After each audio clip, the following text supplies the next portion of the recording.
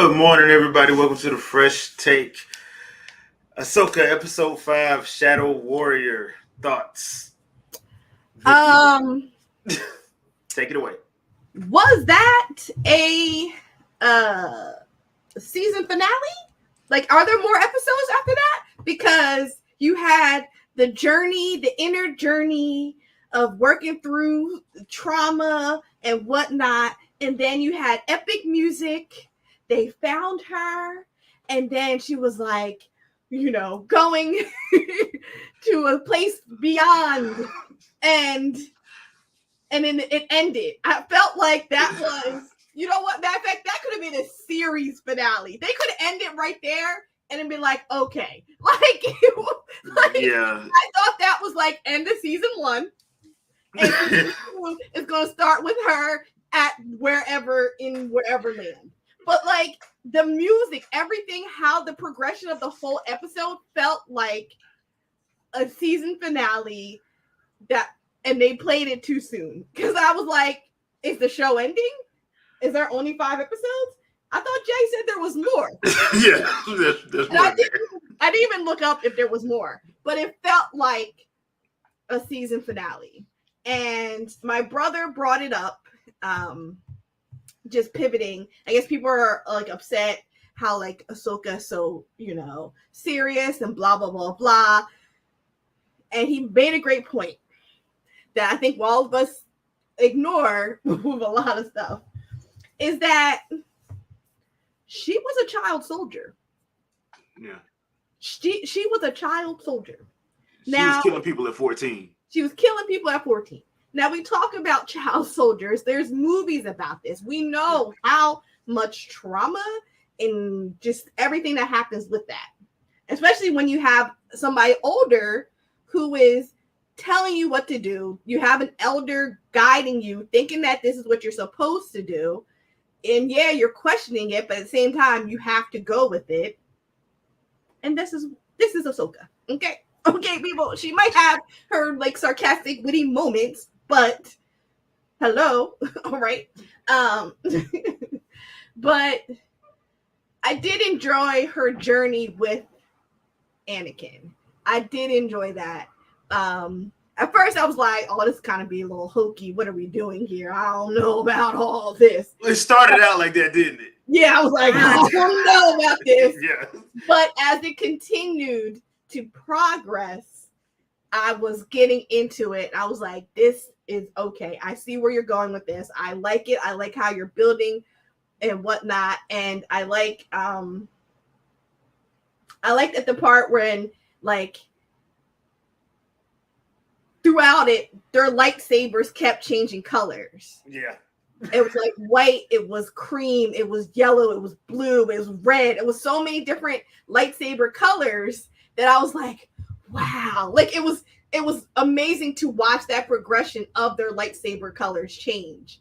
And when she was fighting him at that one point, when his saber was red and his eyes were red, and you saw her eyes go red too. So like you can see, like she could have walked the same path as Anakin. She was right there. She was there. Yeah. But then she grabbed the saber and threw it away. It was like, no. And I like that. So I don't know if people complaining about this episode, because I admit it was a little hokey at the beginning, but they got me. And if you were paying attention, I hope people were paying attention to not. I don't think they were. They should have paid attention to her color saber as well as Anakin's. We know Anakin's saber. We know the blue to red. We know that. But you see her saber change colors too. And I think that's something that we all should recognize and talk about, and not just like whatever, Yeah. But Jay, go ahead. I'm sorry. I was all over the place. Oh, no. It's actually good because I wanted to get your thoughts on that, because I had the same thoughts. I had to watch this episode twice. Mainly because of that first part, because the first time I watched it, I did miss her lightsaber colors changing, because the way they did it subtly. Yeah, it was very subtle. Yeah, it was very subtle. Like I've always, for me, I always look at lightsaber colors. I've always been intrigued by it, the whole concept of it, and I do want to one day take a deep dive into lightsaber lore and learn so much more about it. But so as soon as I was like, because like I noticed that her lightsaber was white, and I was like, okay, so now I'm watching it as I'm like, wait, her lightsaber's not white anymore right now. What's going on? Let's watch this. Okay, his lightsaber's that color. Okay, wait. Oh, okay. Oh, I'm in. You had me at lightsaber color changing. Because like the thing with Anakin was like his was the extremes. His was blue, extreme good; red, extreme bad. He was just the extreme of it. It was. That was all it was. There was no middle ground with him, and No. and I think that was another thing that was actually good about that whole scene. And can we shout out to Hayden Christensen? Because look, he caught hell for the prequels. Oh my god! And you know what? It honestly, it didn't matter. Like, let's be honest, us fans of Star Wars. Let's be honest. It didn't matter who starred in it. It didn't matter what they wrote.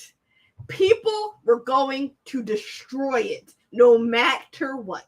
I am part of the Star Wars fan base. I am part of the Star Trek fan base, and I know we are trash individuals. And it doesn't matter what you give us. We pissed about it. We're gonna be upset. Not me, because I'm always riding with it. Even when I know it's bad, I love it. Hence why I love all the Resident Evil movies. I know they're bad, but I love them and they're good to me. Okay? So, and I'm not talking about the animated one, I'm talking about the live action one. So you know how that is. Oh, boy. I'm riding with it. I rode with Underworld all the way to number 25 of them. Okay? If they make another one, I'm watching it too. So I know, but I ride with things, and it's like, it's okay. I'm gonna find the good in anything. And so it didn't matter what Hayden Christensen did in that first, they were gonna trash him regardless. Yeah, but I think this is like, to me, it's like it's justification because he wasn't the. I've always said my issues with the prequels was not because of him.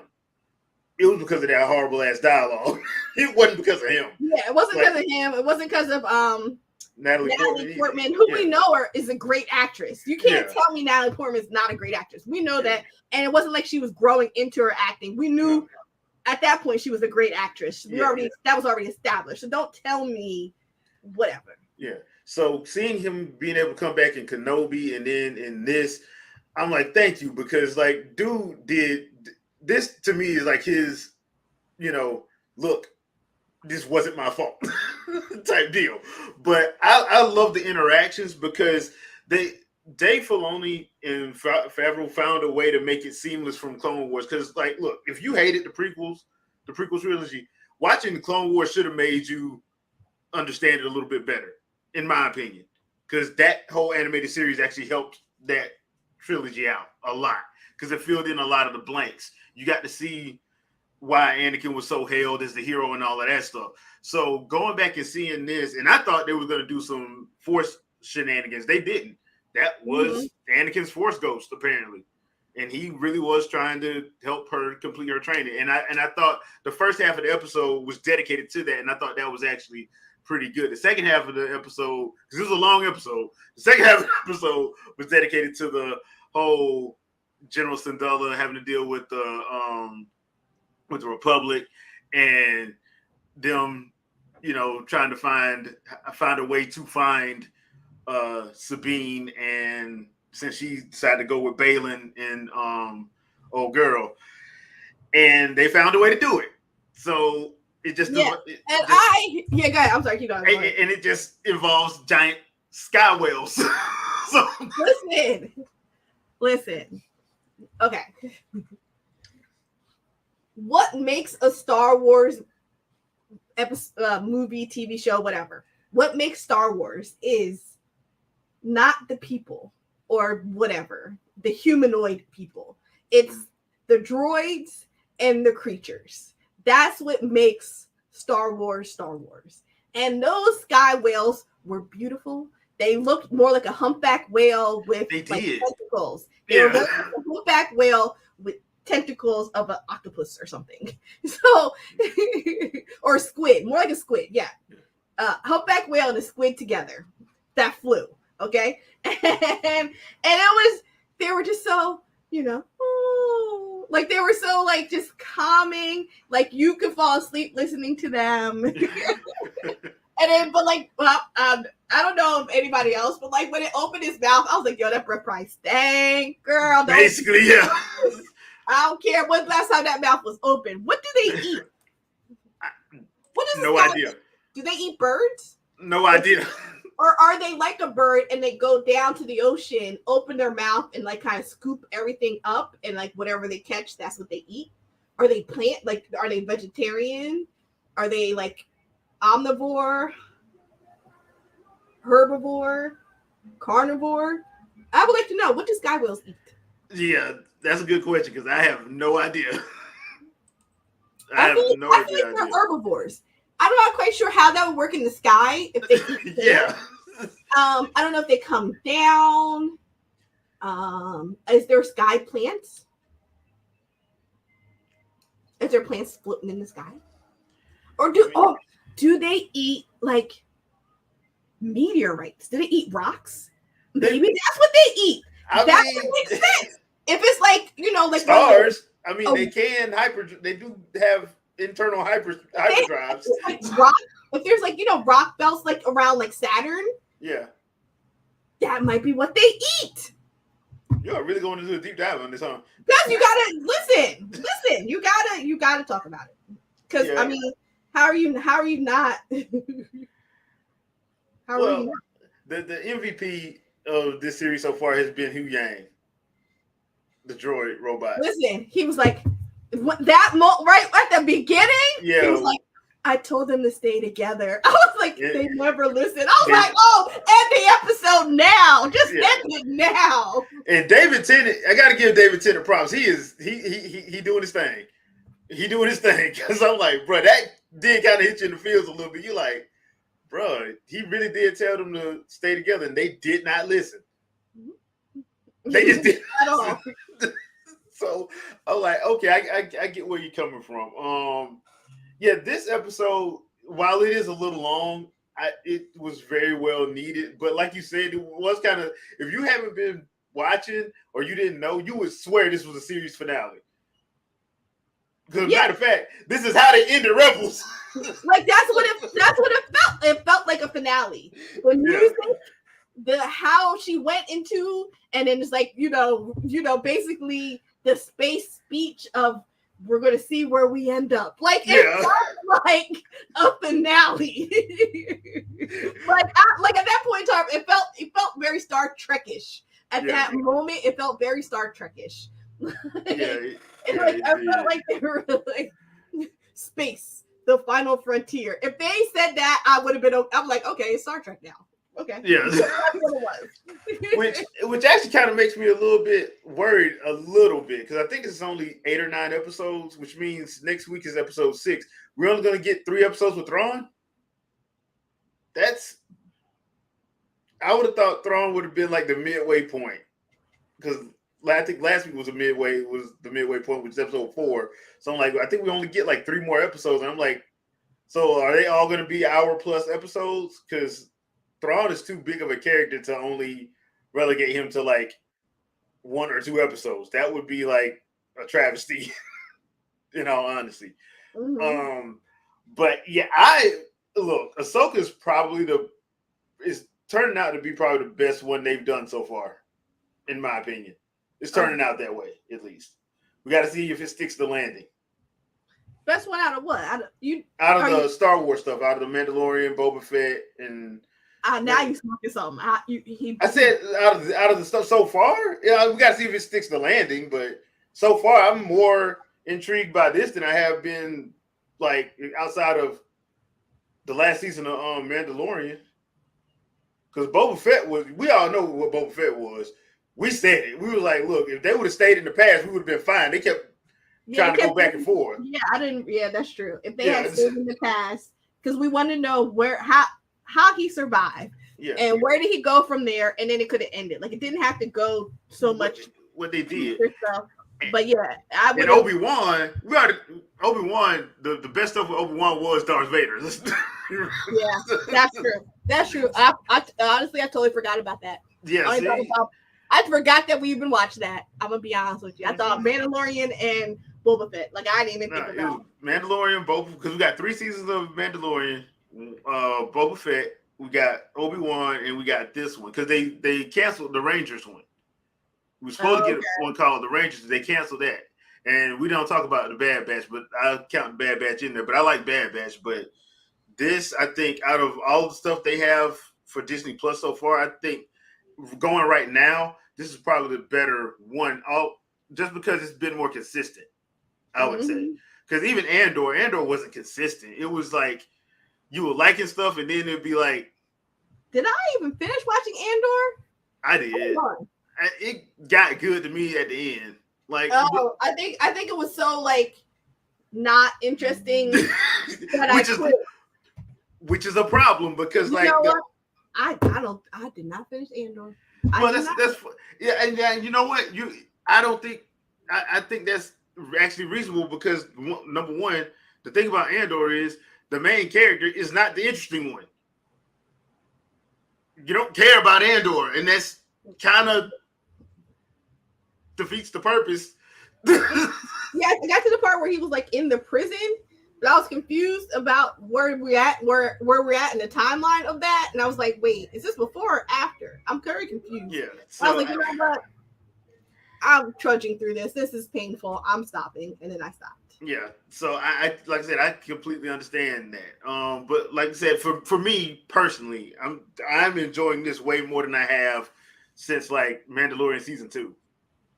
I would say, like all the other shows have had their cool moments, but this is like consistency as far as getting my only problem I've had is with this show so far is why are both Padawans, the Shin girl for Balin and Sabine, why they so emo? Like why? Like why? We did a flashback and Ahsoka was emo, so you know. But then I'm sitting there, I'm looking, I'm like, well, Ahsoka had a reason. Her ass was 14, getting told by a 19-year-old to go kill people. Yeah. She had a reason. I don't know who made those decisions. Those are all bad decisions across the board. Bad decisions across the board. But once again, I did like that interaction because I don't know who the actress is that plays the younger Ahsoka. She was so adorable. She did a good job. She did a good job. I think I've seen her face before though. Yeah. I need to find out who that is. But yeah, she did a good job. I liked how they were doing that. Because like I said, once again, Hayden Christensen got to show that, like, look, man, this character, we can do this. It felt like it came straight from Clone Wars. Like you could have put that scene in Clone Wars and it'll be fine. I'm still thinking we're gonna get a full-on Siege of Mandalore or something in the future because even in the Clone Wars, it was only like an episode and a half.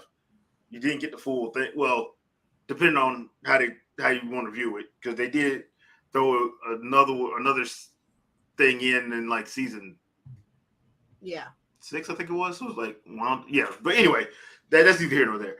But yeah, on the all, I enjoyed this episode. I'm looking forward to seeing what's going to happen. I know Thrawn is in it because I saw that it was in the trailer, so they showed what he looks like. So we know that they find him. The question is, do they find Ezra? And I hope, for Sabine's sake, they find Ezra, because if they go through all this and Ezra ain't there, oh boy. Listen.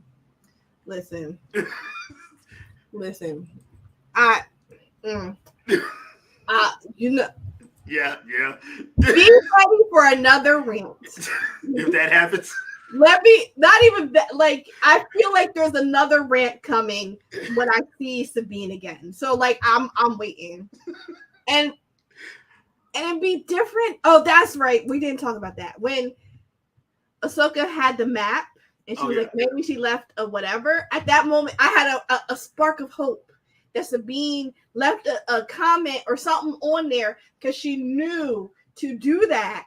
She knew that she was there. There was droids. There was, Balin. There was what's the old girl name? Shin. She was next there. Like there was so many that she knew that there was no way that she could win. She knew there was no way to get away. She knew more than likely she wouldn't even get off the shot to destroy the map. So it was better to go with them. And I was hoping that was what she would find.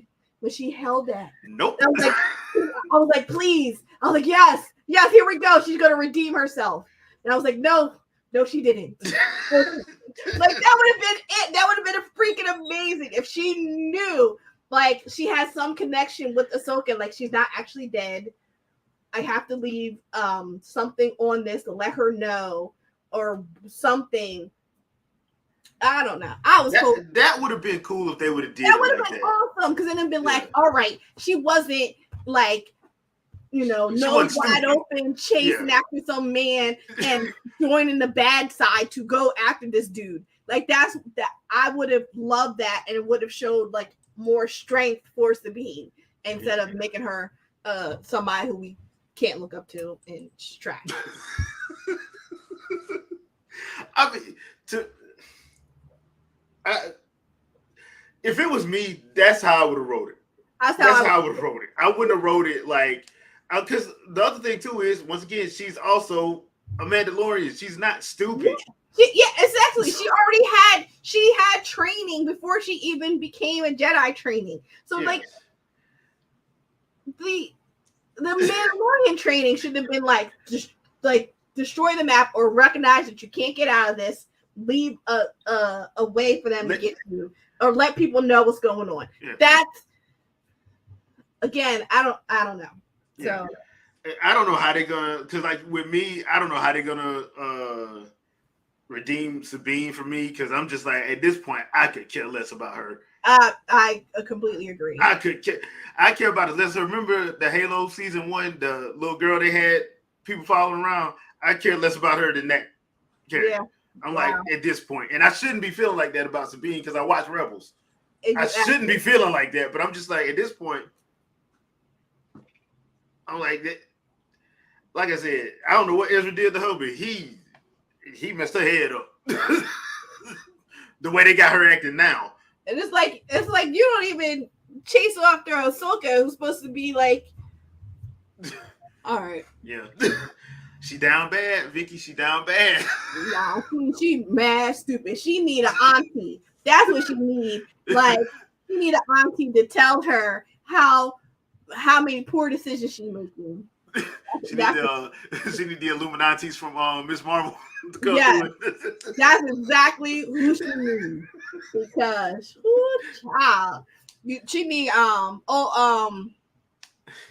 you know what? They love to put like random people in episodes and whatnot. You know what? We saw freaking Lizzo in there. So at this point, you know who they can put in there? Who? My girl Jennifer Lewis. Throw her in there. Let Auntie read everybody. That would be awesome if they ever did that. Imagine awesome. Jennifer Lewis in Star Wars telling Sabine off. Oh my gosh. And she would have been like me. She would have told that the witch lady, why are you chasing after this man? You being dumb. Yeah, she really would have. She would have told her that too. That would be. Listen, I know myself. 20, 25 years from now, I will be Jennifer Lewis. I'll be saying the same wild stuff that Jennifer Lewis says. I'm not gonna hold you. I know me. I know me. I see it happening. I see myself Jennifer Lewis in my later years. That would be awesome though. If that would have happened, that would have been awesome. Yeah. Just have Jennifer Lewis like a bar, running a bar or something, and just going off on everybody, reading everybody for filth. Yeah, I would have loved it. Yeah, but all right, people, leave us a comment. Let us know what you guys thought about this week's episode of Ahsoka, and how you think this is gonna wrap up. I'm pretty sure they're jumping right to where they're supposed to be. So next week, hopefully, we get to see some more of my favorite character this season, Balin, because I like Balin. I just like the way he's the one sane, sensible person out this whole doggone thing. Which is wild. Yeah. And Hu Yang. Hu Yang. So y'all leave us a comment. Let us know what you guys think.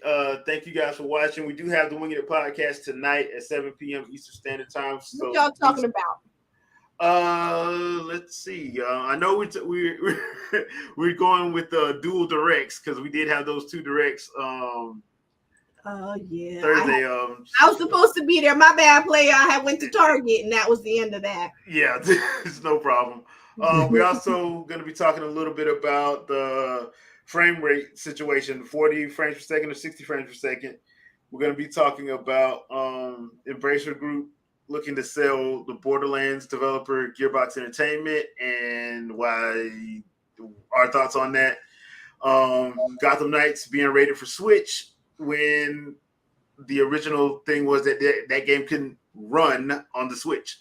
So I guess it didn't meet sales expectations. So now it can magically run on the Switch. So, you know, in other games just like that don't meet sales expectations, then magically they can run on the Switch. So we're going to see. Also, giving our early thoughts on Mortal Kombat 1 because I have been playing that one. Oh yeah, you have. Yeah. I did the pre-order and I actually got it on Switch, and I know people are putting up those screenshots, but I'm like, those screenshots aren't from the game. That must be from like that the early release ones that they give like review people before they do anything. Because I'm like, the game already received one update for the week early people, and that's for across every system.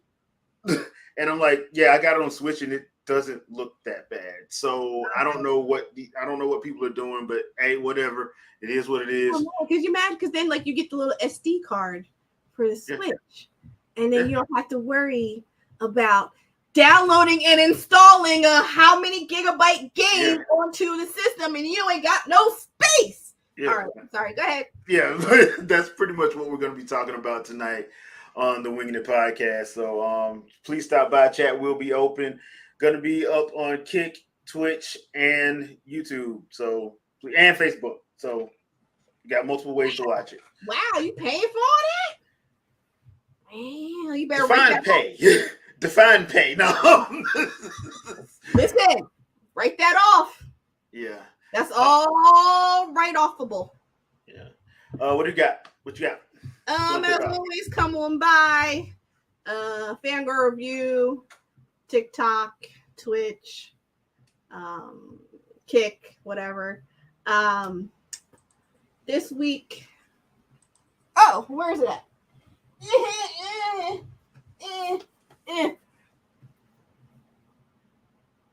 The Golden Girls? Okay. So this is what I'll be doing because unfortunately I ran out of gemstones for my bling cup, so we're at the end, so we have to stop and we'll have to come back to that project. But if you do apply, all right. That's what I'll be crocheting because I don't really have anything else going on. Oh, I do actually have something I should be doing, but whatever. I'll be doing that instead. And Wednesday is another Gamer Corner with an amazing guest. So make sure you guys tune in. All right. Cool. And that's it for us. So we'll see you guys next Sunday. Peace out, people. Bye.